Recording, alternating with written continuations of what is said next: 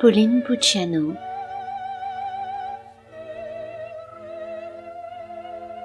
Les artocrates. Tome 1.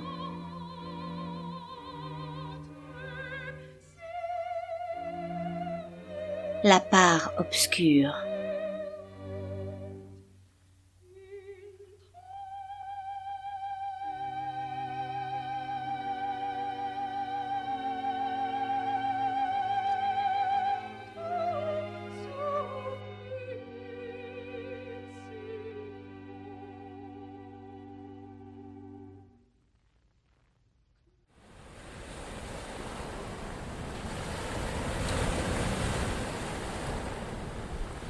Chapitre 1. Le prince prodigue.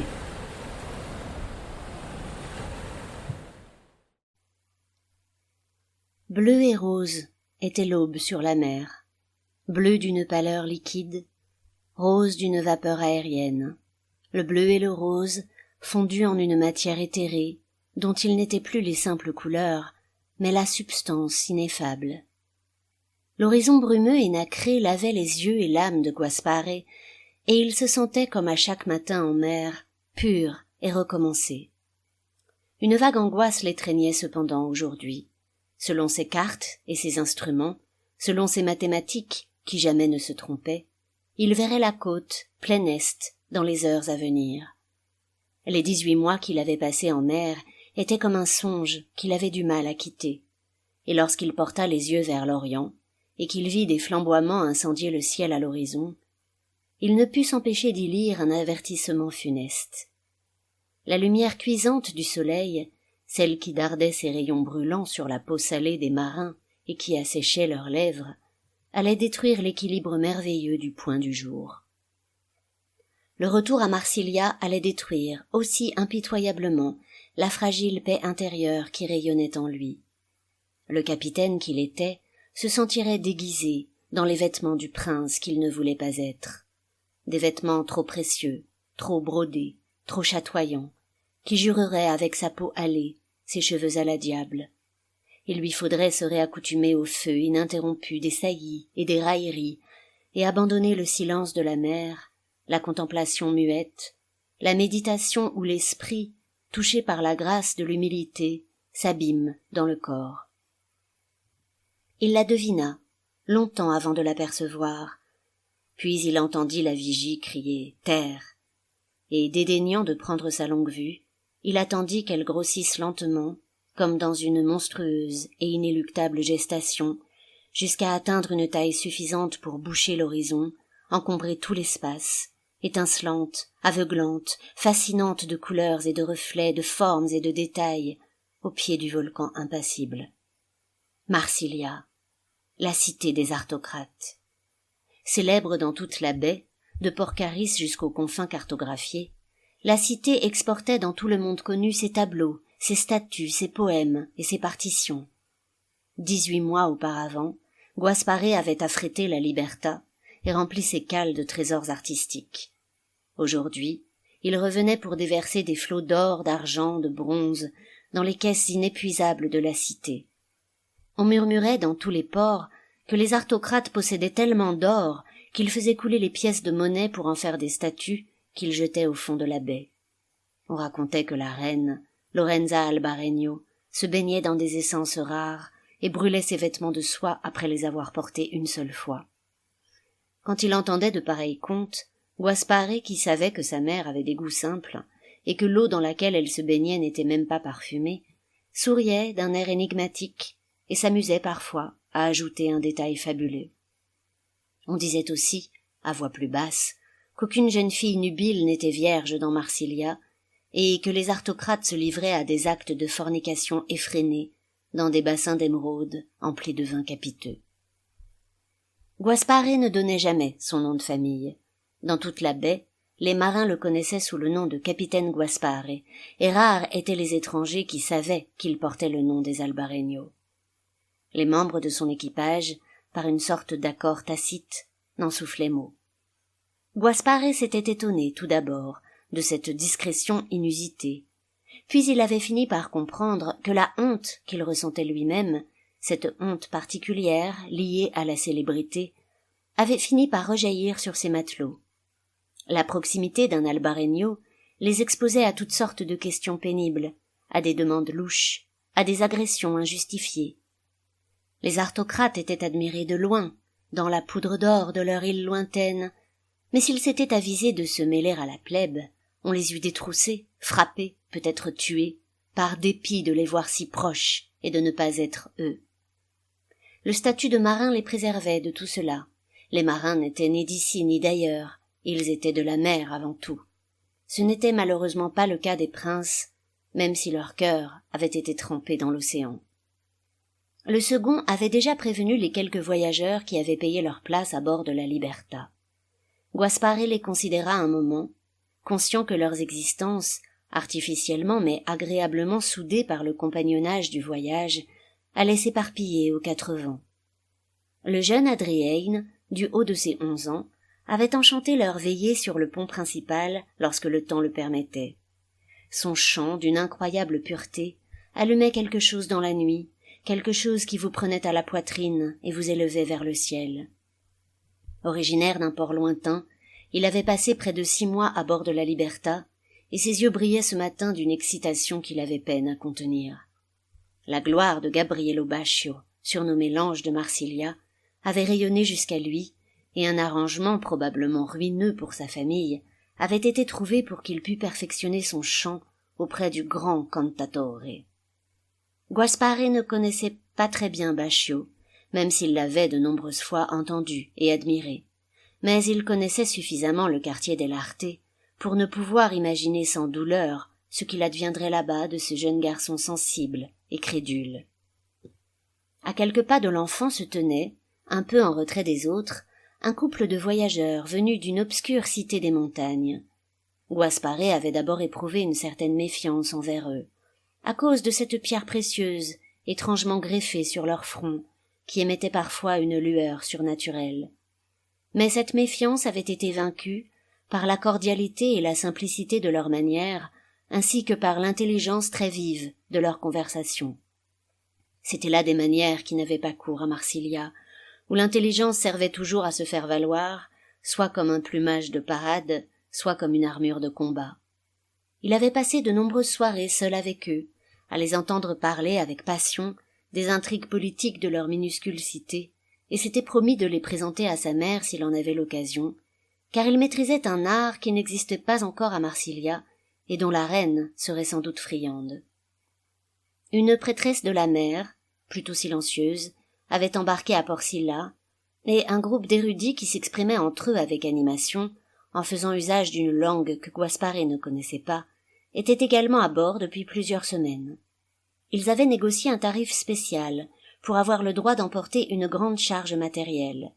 Leurs caisses de bois, lourdes à haler et visiblement très fragiles, avaient été l'objet de toutes leurs attentions pendant l'embarquement.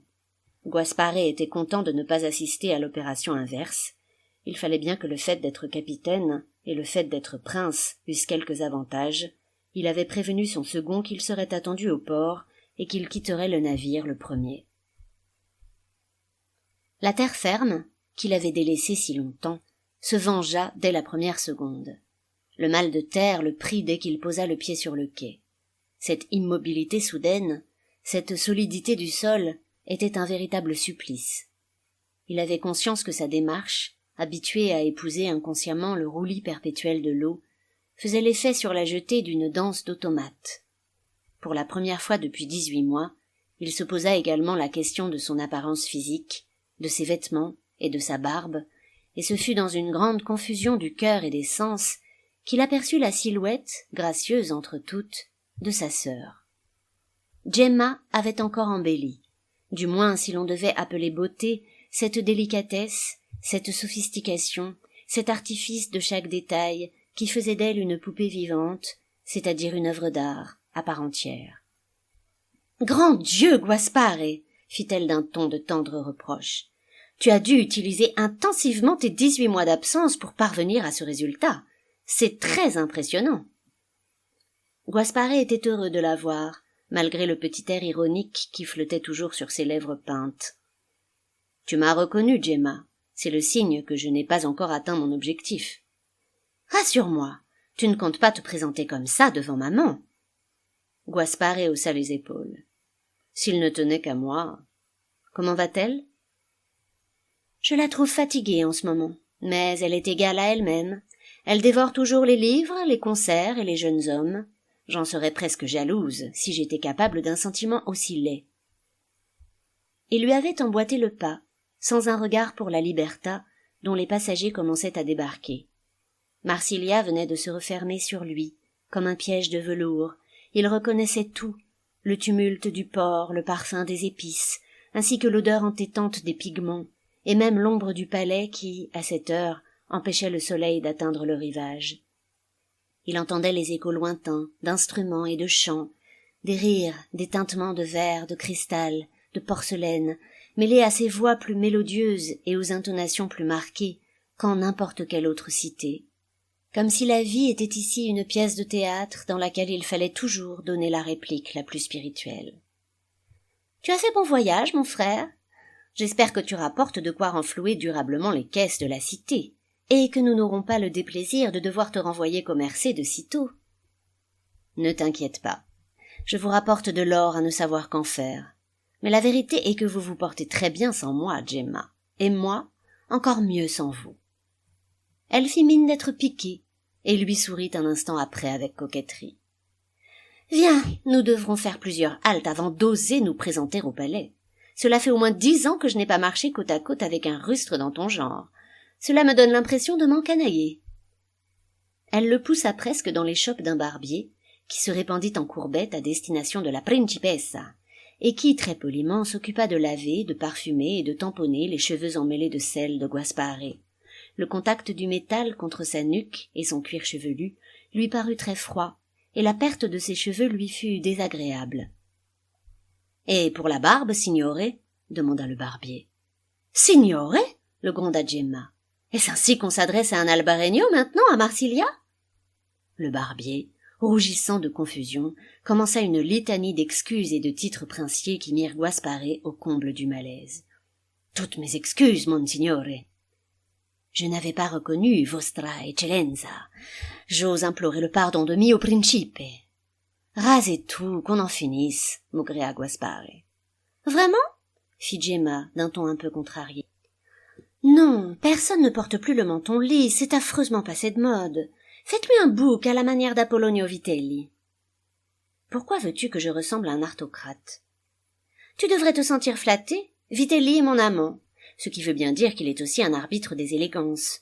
Et quant à répondre à ta question, je suis désolée de te décevoir, mais tu es un aristocrate. »« Je n'ai rien d'un artiste, Gemma. Cela fait 15 ans que je n'ai rien créé. Tu es le prince des aristocrates, Gaspare, que tu le veuilles ou non. Tu ferais bien de t'en souvenir avant d'arriver là-haut. » Gaspare soutint le regard de sa sœur. « Je suis le prince des aristocrates, » répéta-t-il à destination du barbier, « et je décide que cette saison, on portera le menton lisse, rasez tout. » Puis il ajouta, à l'adresse de sa sœur, « Je ne sais pas pourquoi, mais je n'ai aucune envie de me couler dans le moule de ton amant, Gemma. »« À vos ordres, mon capitaine, » dit-elle d'un air mutin. Le rasage et la déférence obséquieuse du barbier achevèrent de l'agacer. Lorsqu'on lui présenta le miroir, il hocha la tête d'un air sombre. C'était bien là le reflet du prince Gaspare Albaregno. Il le reconnaissait comme un vieux rival perdu de vue depuis longtemps. Mais ce n'était pas lui. Il ne put s'empêcher de voir dans les touffes emmêlées qui gisaient sur le sol la marque d'une défaite pitoyable de son moi profond qui s'était laissé terrasser sans résistance. « Allons, » dit-il en se levant. « Je suppose que tu vas maintenant m'emmener chez le tailleur. » Gemma soupira de satisfaction. « Enfin une parole sensée, Gaspare, et enfin une ébauche de figure humaine. Je sais que tu es persuadé du contraire, mais te revoilà enfin toi-même. » Lorenza Albaregno avait congédié tous ses rendez-vous de la matinée quand on était venu lui annoncer que la Liberta était en vue des côtes. Elle avait essuyé les protestations avec patience.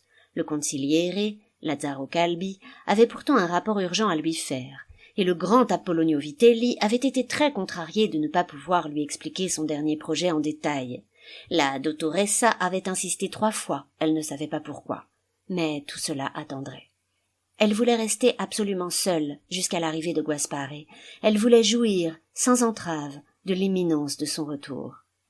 De sa terrasse, elle pouvait déjà voir l'élégant voilier de son fils, qui surpassait en taille tous les autres navires. Une impatience terrible et délicieuse la démangeait. Si elle n'avait pas été la reine, elle aurait probablement couru directement au port. Elle sourit en songeant que c'était probablement ce qu'avait fait Gemma. Elle soupira, son sourire béat toujours accroché aux lèvres, et se servit un verre de jus de violette. Une petite main du palais, qui entra pour vérifier qu'elle n'avait besoin de rien, fut surprise de la voir immobile sur sa méridienne, la tête renversée, les pieds nus, toute petite au milieu des colonnes et des trompe-l'œil monumentaux de son vestibule.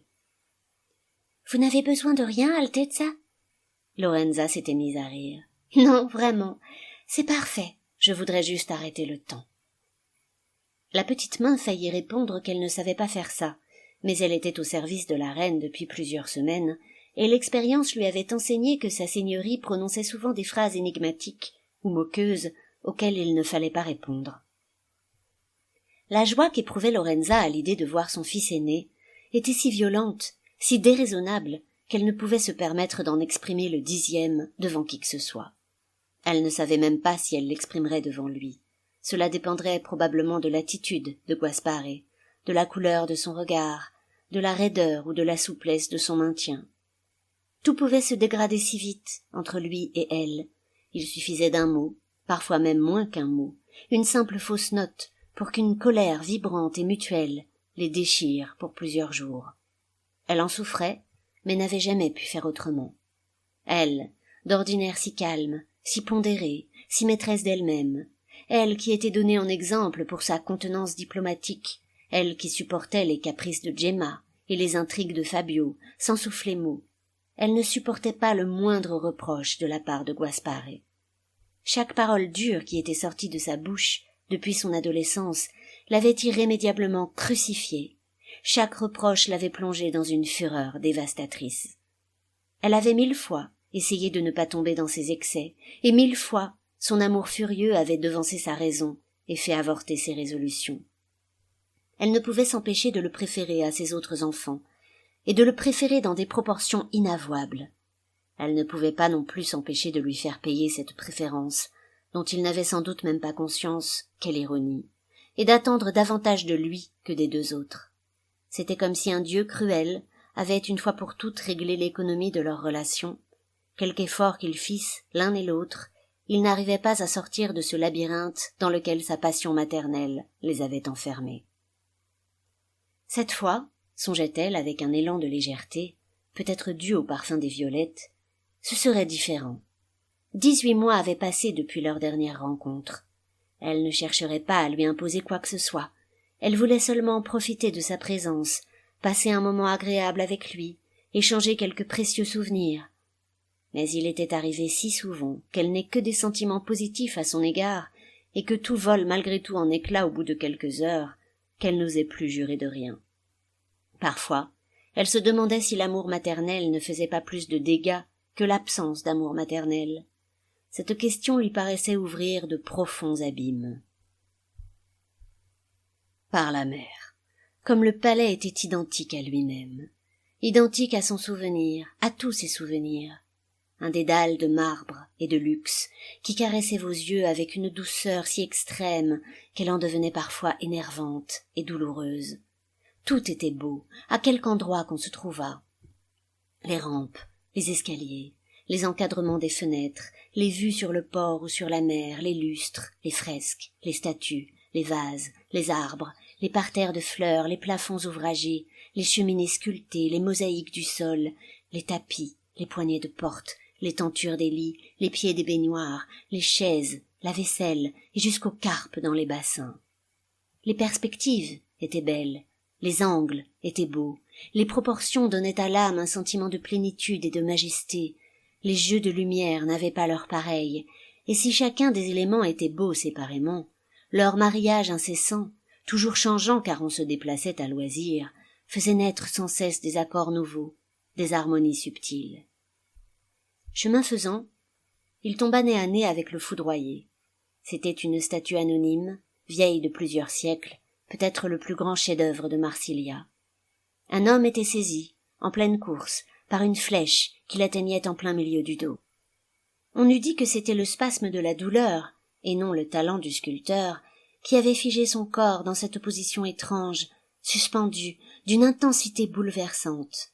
Les épaules se cambraient vers l'arrière, comme des ailes, tandis que le cou se tendait presque à se rompre, vers le ciel. C'était la mort qui était prise au vif, et l'expression du visage, surprise et extatique, ne s'oubliait pas. Guaspare était, plus qu'un autre, sensible à ces séductions tragiques. La beauté du palais l'avait tant bouleversé qu'elle avait étouffé sa propre créativité. Comment, pourquoi créer quoi que ce fût, lorsqu'une telle perfection existait déjà?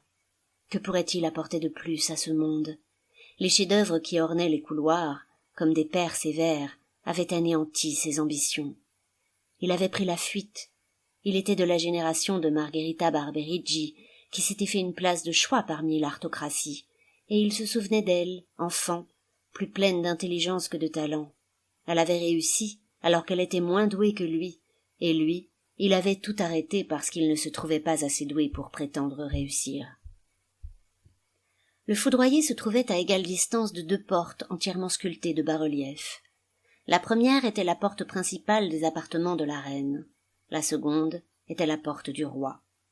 Quand il passa devant, Guaspare ne put s'empêcher de tendre l'oreille. Parfois, des bruits, impossibles à identifier, filtraient à travers les interstices, mais la porte était close, depuis des années, fermée à double tour sur un souverain fantôme. Résolument, il accéléra sa marche pour dépasser au plus vite cette porte maudite, et se retrouva bientôt devant le seuil familier de sa mère. Une petite main, une jeune fille d'une quinzaine d'années qu'il n'avait jamais vue, voulut aller avertir la reine de son arrivée, mais Guaspare, avec une autorité tranquille, l'en empêcha, et entra sans s'annoncer. Une sorte d'impatience le poussait, comme s'il craignait que pendant son absence, sa mère se fût altérée, que son amour se fût altéré. Il avait besoin de distance avec elle, mais il avait aussi besoin qu'elle soit là, identique à elle-même, accessible, reconnaissable. Elle devait l'attendre et avoir reconnu son pas, car elle fut là presque aussitôt, dans le vestibule, et elle l'étreignit sans dire un mot. Il n'avait pas eu le temps encore de la regarder, qu'elle l'entraînait déjà à ce point zéro qui était leur origine. Elle l'étreignait, et l'amour circulait entre eux simplement. Mais cet instant qu'il aurait voulu prolonger ne dura pas. La reine ne se laissait jamais aller très longtemps, et elle recouvra toute sa contenance en faisant quelques pas en arrière. Dieu, comme elle était petite! Il sembla à Guaspare qu'elle avait rapetissé pendant ces 18 mois. « Guaspare » murmura-t-elle de sa voix grave et mélodieuse, qui ranima le souvenir de tous les contes, de toutes les berceuses, de tous les principes qu'elle lui avait transmis. « Tu es comme une lame d'acier qu'on trempe. Chaque séjour en mer te rend plus beau. » Guaspare sourit. « Heureusement que Gemma m'attendait au port pour m'empêcher de venir te voir dans l'état où je me trouvais. Elle a dépensé 10 ducats pour t'éviter de me voir dans toute ma laideur. » Lorenza sourit et invita son fils à s'asseoir, là, dans la lumière de la terrasse, où elle pourrait le contempler à loisir et apaiser la soif de ses yeux. Gemma fait toujours ce qu'il faut. Elle a un sens inné des convenances. « Je ne pense pas qu'il reste quoi que ce soit d'inné chez Gemma, dit-il, mais j'ai été heureux de la revoir. »« Moi aussi je suis heureuse de te revoir. Vas-tu rester à Marsilia cette fois ?» Guaspare s'assombrit très légèrement, presque imperceptiblement, mais cette légère crispation n'échappa pas au regard enveloppant de sa mère. « Ne dis rien, je n'aurais pas dû te poser cette question, » ajouta-t-elle vivement. « Tu as fait bon voyage ? Nous n'avons essuyé que 2 tempêtes en 18 mois, sans perdre d'homme. J'ai eu quelques difficultés avec le contrat du duc des Syrtes, qui m'a retenu plus de 4 semaines, mais ma patience a fini par payer. Pas d'épidémie à bord. » Lorenza sourit, en posant les yeux sur l'horizon marin. « La vie en mer, dit-elle, avec son lot de dangers et de frissons. Qu'est-ce que tu aimes le plus en mer ? » Guaspare, qui s'était refermé tout à l'heure quand elle avait parlé de rester à Marsilia, se rouvrit. Ses yeux se posèrent aussi sur le large et prirent dans la lumière une transparence angélique. Le silence, la dilatation du temps, la présence immédiate de l'essentiel. Lorenza baissa les yeux. À Marsilia, observa-t-elle, on ne fait que bavarder, le temps passe vite, et nous vivons dans un gigantesque trompe-l'œil. Guaspare la regarda et lui sourit, avec une sincérité désarmante. « Ton intelligence m'a manqué, dit-il. Je ne suis pas devenu ours au point de ne pas regretter certaines choses quand je suis en mer. Avec qui as-tu pu converser pendant ces 18 mois, à part cette tête de mule du duc des Syrtes? Ton équipage? Non, pas tellement avec l'équipage. Je suis un capitaine du genre silencieux, et ça convient très bien à tout le monde. J'ai beaucoup discuté avec des voyageurs que j'ai amenés jusqu'à Marsilia, dont 2 qui t'intéresseront sans doute. Ils ne m'intéressent pas autant que toi. Est-ce que tu as le temps de peindre dans ta cabine? À nouveau cette crispation. Pourquoi lui avait-elle posé cette question? Elle savait pourtant qu'il s'agissait d'une pomme de discorde, mais il apparaissait qu'elle ne pouvait s'en empêcher. Durant son enfance, Guaspare avait manifesté des dons merveilleux pour le dessin et la peinture. Certaines de ses esquisses scolaires étaient d'ailleurs encadrées d'or et accrochées dans les appartements royaux. Elle avait vu en lui le don s'épanouir, comme une fleur miraculeuse. Elle l'avait vu grandir, se développer, franchir une à une les étapes de son éclosion. Et puis, il avait arraché la fleur, étouffé son don, décidé de tout arrêter, juste avant de devenir un homme, par l'effet de ce qu'elle considérait encore aujourd'hui comme un caprice d'adolescent. Il s'était détourné de la voie de l'art, détourné de Marsilia. Elle était persuadée que l'art était pourtant sa vocation essentielle, et qu'un jour, peut-être après sa mort à elle, il y reviendrait. Cette certitude l'aidait à supporter le poids de la culpabilité, car elle se sentait responsable de ce renoncement. Elle avait été trop exigeante. Il fallait qu'elle s'excuse, encore une fois. « Excuse-moi, dit-elle. Je suis tellement heureuse de te voir, je ne veux pas parler de ça. »« Mais tu en parles quand même, » dit-il durement. « C'est à cause des mots que tu as dit. Le silence, la dilatation du temps, la présence immédiate de l'essentiel. Cela m'a fait penser à la peinture. Mais moi, je parlais de la mer. Bien sûr. » Guaspare ne put s'empêcher d'être étonné, puis ému, par la contrition de sa mère. Il voyait maintenant peut-être plus clairement qu'avant cette longue séparation combien elle luttait. Pour être plus doux, il dit « Tu te souviens quand je devais commencer une nouvelle toile ?» La mémoire éclaira les yeux de Lorenza de l'intérieur. « Oui, je me souviens. Je te demandais toujours de me décrire ton idée. Et tu me disais toujours, lorsque je m'exécutais, « Tu ne vises pas assez haut, Guaspare, cherche une idée plus haute. » Des larmes involontaires perlèrent dans les yeux de Lorenza. C'était vrai. Elle s'en souvenait maintenant. Elle avait été assez stupide pour lui répéter cela. « Non, ce n'est pas un reproche, » reprit Guaspare. « C'est juste pour te dire que parfois, je pense au tableau que je ne peindrai pas. Je cherche toujours une idée plus haute. » Lorenza essuya sa larme et sourit. « Et ce tableau que tu ne peindras pas, à quoi ressemble-t-il? » Il n'a presque pas de lignes. Un bleu liquide, un rose aérien, une lumière d'aube du monde, quelques reflets, et l'horizon. « C'est une idée très haute, » dit Lorenza. « Assez haute pour toi? »« Assez haute pour toi, Guaspare. Moi, je ne compte pas. » Ils restèrent un moment silencieux. « Tu veux quelque chose à boire? À manger? » proposa Lorenza. « Non, surtout pas. N'appelle personne. Tu vas bientôt redevenir la reine, et moi le prince. Nous aurons du vin plein nos coupes, et des spectateurs tout autour. Le tourbillon de Marsilia va nous emporter, et nous n'aurons plus l'occasion de nous voir en tête-à-tête avant longtemps. Et il faut que tu me racontes tout ce que j'ai raté en 18 mois, pour que je ne te fasse pas trop honte par mon ignorance dans les jours qui viennent. » Lorenza avait retrouvé sa vivacité et sa tenue. Elle eut un petit rire mondain. « Ah, très bien. Par quoi veux-tu que je commence? » Gemma m'a dit qu'elle était la maîtresse de ce fat d'Apollonio Vitelli. Commence donc par lui. Il est vrai que Vitelli est imbuvable par moments. d'un orgueil insensé, d'une humeur changeante, méprisant, compétitif, ingrat, cruel parfois, égoïste jusqu'à la passion. Mais, regarde. C'est un portrait de ton frère et de ta sœur qu'il m'a offert à mon anniversaire l'an dernier. Elle se leva et alla décrocher du mur une petite toile carrée, d'à peine 30 centimètres de côté. Gemma et Fabio étaient représentés en train de disputer une partie d'échecs, sur une terrasse donnant sur le port. La lumière de fin d'après-midi était très belle, d'une délicatesse retenue. Elle soulignait les contours d'un halo doré, et régnait sur le ciel et la mer comme une maîtresse capricieuse, jouant à travers les nuages et les averses lointaines. En fronçant les sourcils, à l'arrière-plan, Guaspare reconnut la silhouette de la Liberta. Impossible de savoir si le navire était en approche ou en partance. Cette incertitude planait sur le décor, comme l'hésitation de la lumière rasante, à la fois présente et déclinante. Au premier plan, Gemma occupait la partie gauche et Fabio la partie droite.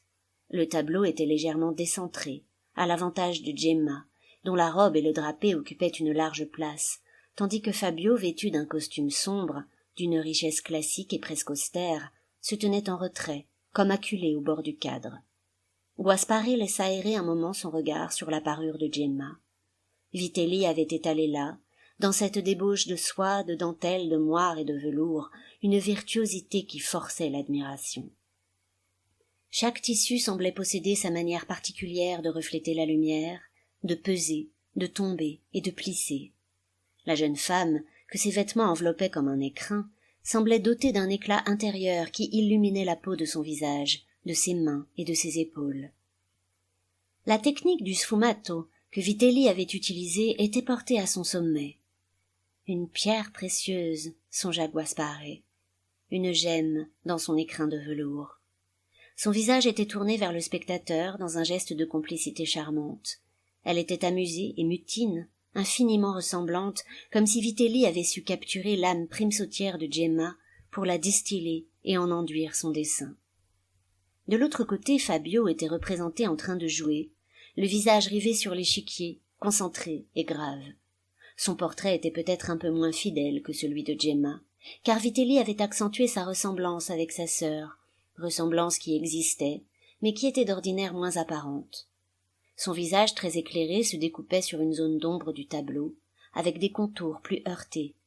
L'illusion de la chair vivante, qui était si magistrale dans la représentation de Gemma, n'avait pas été recherchée pour Fabio. Dans toute sa silhouette sombre et quelque peu hiératique, seules les mains, plus claires, s'étaient prêtées au jeu de la virtuosité. La main gauche de Fabio, gantée, au premier plan, tenait le gant droit. Ces deux gants, l'un habité d'une force tranquille et l'autre vide, dépouillé de sa chair, fantôme de main, retenaient votre regard par leur position privilégiée au tout premier plan et retenaient votre esprit par l'idée qu'ils pouvaient symboliser quelque chose sans qu'on pût dire immédiatement quoi. La main droite, délicatement nimbée par la lumière de la fenêtre, flottait au-dessus des pièces de l'échiquier, suspendue, sans qu'il soit possible de déterminer laquelle elle s'apprêtait à déplacer. Cette disposition des mains laissait l'échiquier entièrement visible. Guaspare, qui avait beaucoup joué aux échecs avec son second les 18 derniers mois, considéra la partie en cours avec attention. Gemma avait les blancs, des pièces d'ivoire, magnifiquement sculptées et riches de détails, qui attrapaient chaque rayon de lumière. Fabio avait les noirs, des pièces d'ébène non moins luisantes, mais qui ne paraissaient pas apparier aux pièces blanches, car elles étaient sculptées dans un style plus ancien et plus sévère. C'était un stade avancé de la partie. Au premier abord, il semblait que les blancs possédaient plus de pièces, et que la position du roi était solide. Cependant, les noirs avaient gagné le centre de l'échiquier et ouvert une colonne. Il n'était pas facile de dire qui avait la position dominante, et Guaspare tenta de mémoriser la partie. Enfin son regard chercha la signature, et ne la trouva pas. « Il n'est pas signé ?» demanda Guaspare. « Vitelli ne signe plus ses tableaux, » répondit Lorenza. « Il dit que cela ne sert à rien, que son style est reconnaissable entre tous, et que la signature ne fait que gâcher l'effet général, comme une tache. » Guaspare éclata d'un petit rire scandalisé. « Ah, je vois, dit-il. Et il ne donne pas de titre non plus. »« Si, le titre est derrière le cadre. » Guaspare retourna le cadre et lut, dans une belle calligraphie classique, le prince prodigue.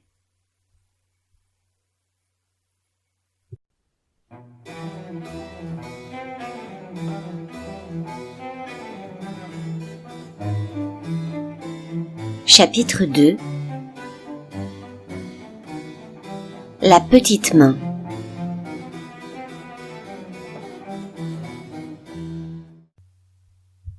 Il était tard lorsque la maestra s'éveilla. Agnese avait déjà accompli un grand nombre de tâches en ce milieu de matinée. Il y avait toujours beaucoup de choses à ranger derrière un aristocrate, lorsqu'il finissait par s'endormir à l'heure où les étoiles commençaient à pâlir, et Margherita Barberiggi ne faisait pas exception à la règle. Cruches de vin et d'eau à moitié vidées, pots de fruits négligemment abandonnés dans les bibliothèques, restes de repas nocturnes improvisés, vêtements arrachés et jetés sur les statues, perles et mouchoirs tombés sur les tapis et surtout, chiffons maculés de peinture sanglante, pinceaux précieux aux poils collés et rigidifiés, meubles déplacés pour rapprocher un chevalet de la lumière. Tous les matins, Agnese faisait le tour des appartements et de l'atelier de la maestra et s'amusait, tout en les faisant disparaître, à interpréter les indices de ses débauches ou de ses créations. Par exemple, ce matin, elle était parvenue à la conclusion que la maestra s'était couchée seule, après être rentrée tard du concert, et qu'elle avait bu une assez grande quantité de vin avant de continuer son travail du moment, l'esquisse d'un drapé transparent qui lui donnait de l'humeur depuis au moins 5 jours, et qu'Agnese jugeait toujours ce matin de qualité médiocre.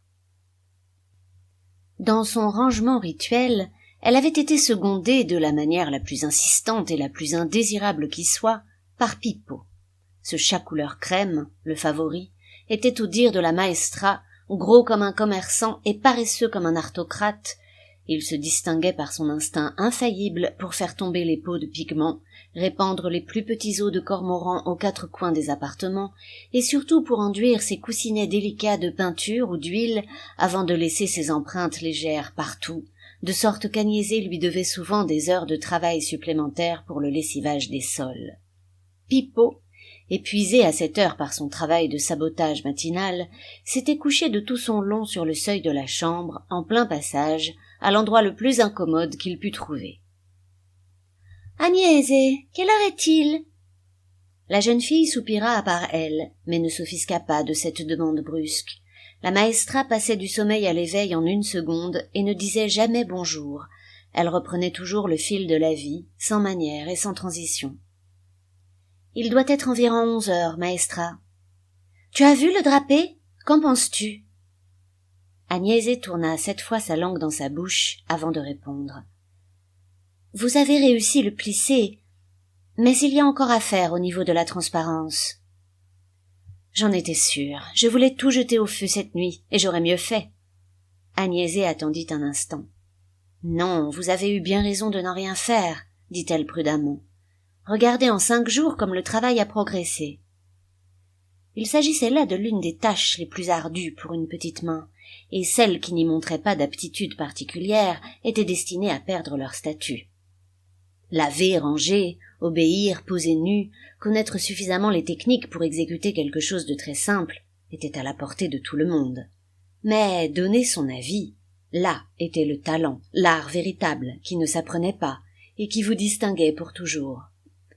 Les aristocrates ne se satisfaisaient ni d'une admiration profane et naïve, ni d'un manque d'intérêt mal déguisé, ni d'une critique trop acerbe.